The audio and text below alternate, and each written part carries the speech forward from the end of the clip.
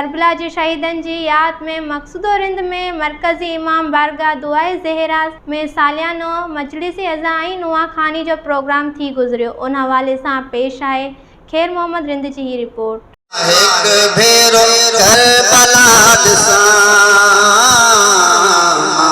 करबला के शहीदन की याद में मक़सूदो रिंद भरपासे के गोठन में आज़ादारी जो सिलसिलो जारी है।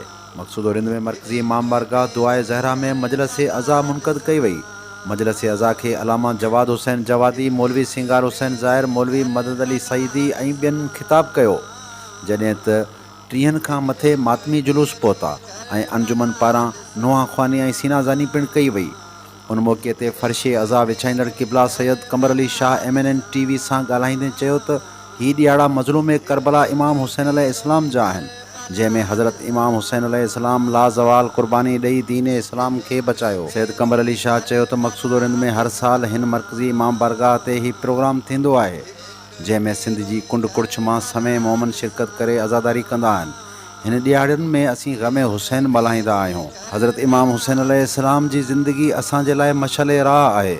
उन मौक़े ते मक़सूदो रिंद पुलिस वहदत ऐं जाफ़रिया जा स्काउट्स जवान सिक्योरिटी जा फ़राइज़ सरअंजाम ॾींदा रहिया ऐं हर माण्हू जी तलाशी वठण बाद इमाम बारगाह में छॾियो पियो वियो।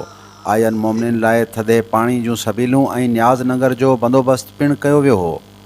कैमरामैन टीम सां गॾु Khair Mohammad Rind, MNN TV news, Maqsoodo Rind.